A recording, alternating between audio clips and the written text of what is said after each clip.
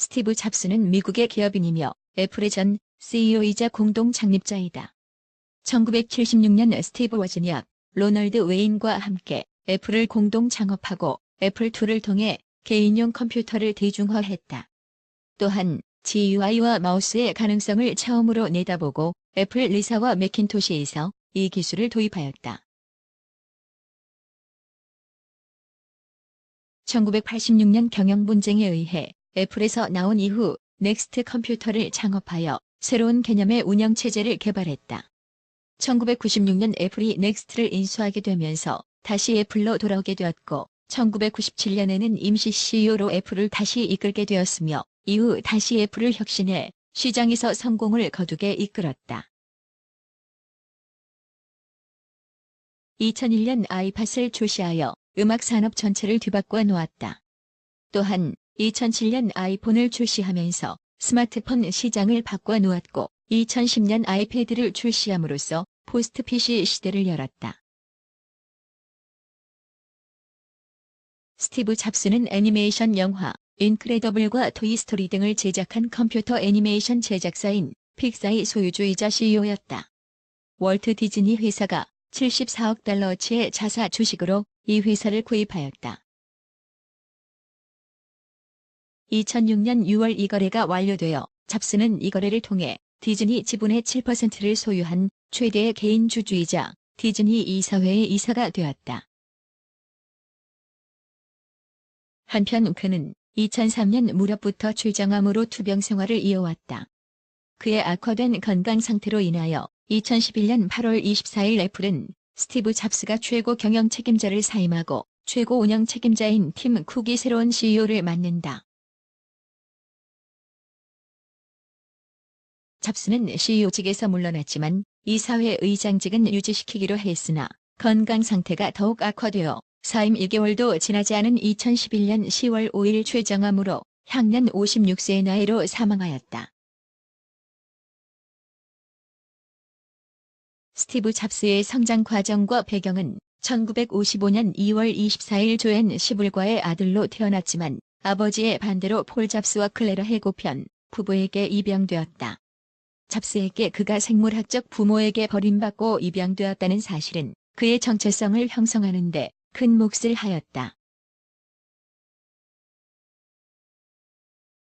스티브 잡스의 양아버지인 폴라인 홀트 잡스는 위스콘신주 저먼타운에서 자랐으며 점잖고 얌전한 성격이었고 고등학교 중퇴 후에는 기계공으로 일하였으며 19살 때에는 해안경비대에 입대하여 기계공으로서의 자질을 인정받기도 했다.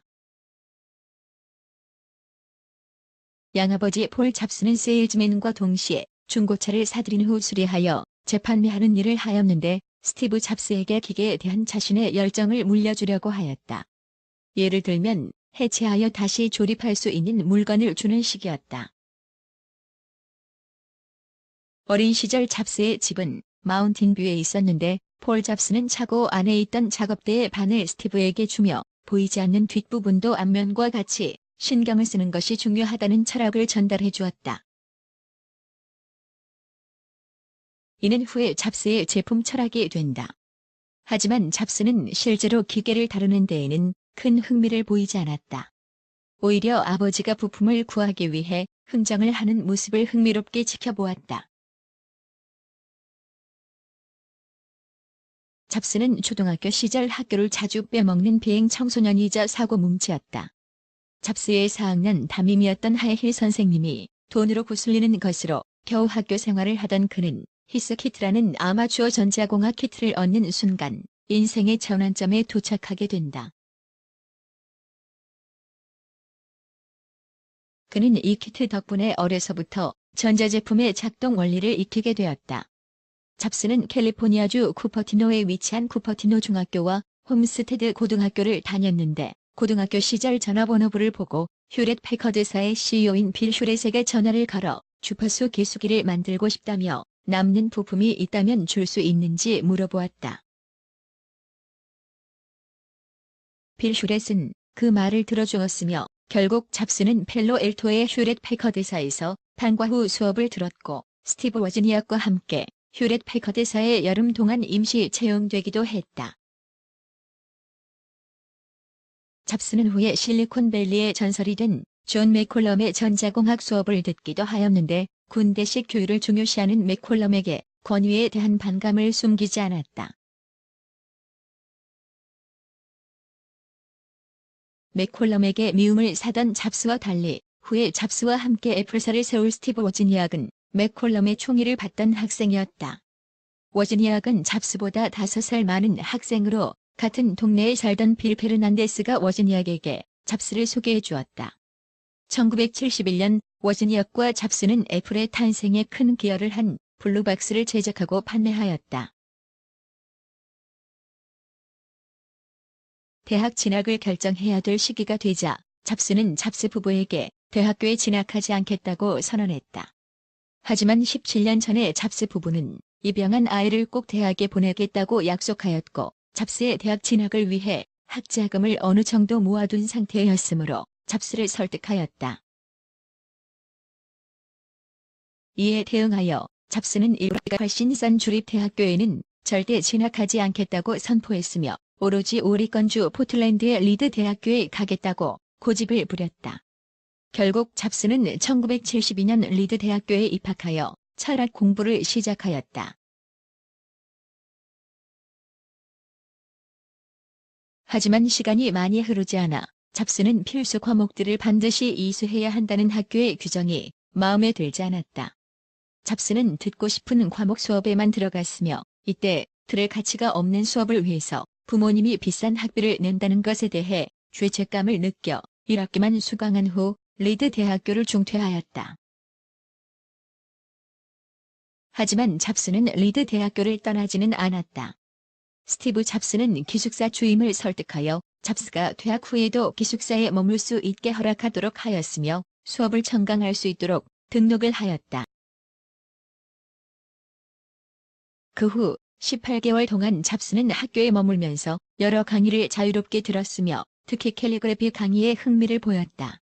캘리그래피 강의는 이후 트루타입 폰트를 애플 제품에 적용하면서 수려한 글자체를 만들어내는 데 도움이 되었다고 한다. 1974년 2월 잡스는 캘리포니아주 로스앨토스의 부모님 댁으로 돌아가 직장을 구하기 시작했고 구인 광고에 즐기면서 돈 버는 곳이라고 적혀 있었던 비디오 게임 제조사 아타리의 로비에 들어가서 채용해 줄 때까지 버티겠다고 고집을 부렸고 결국 아타리의 공동 창업자이자 수석 엔지니어였던 엘 알콘에 의해 고용된다. 아타리에서도 잡스는 고집스러운 면과 남을 깔보는 성격을 내보였지만 아타리의 창업자 놀런 부슈널은 잡스를 높게 평가하여 그가 야간 근무를 할 수 있도록 도왔다. 잡스는 아타리에서 몇몇 게임이 개선되도록 도왔으며 복잡한 설명서를 읽을 필요가 없는 직관적이고 단순한 아타리 게임에 큰 영향을 받았다. 잡스는 아타리에서 일하던 도중인 1974년 초 인도 순례 여행을 떠났고 7개월 간이 여행 후 다시 아타리로 돌아와 일하였다. 부슈널은 잡스에게 브레이크아웃이라는 벽돌 깨기 게임을 설계할 것을 지시했는데 칩을 50개 미만으로 사용하면 줄어든 칩에 비례해 보너스를 주겠다고 약속했다. 잡스는 워즈니악에게 보수를 반씩 나누는 조건으로 도움을 청하고 워즈니악은 불과 4일 만에 45개의 칩만으로 게임을 설계해내지만 잡스는 워즈니악에게 기본 수고비의 절반인 $350만 주었다. 잡스가 아타리로부터 받은 돈은 $5,000였다. 그리고 애플을 설립하고 자신의 집 차고부터 사옥에 이르기까지 발전시켰으나 이후 매킨토시 프로젝트 등이 실패하면서 결국 애플에서 쫓겨나나 이후 애플은 지독한 적자를 겪다가 결국 다시 스티브 잡스를 CEO로 맡는다.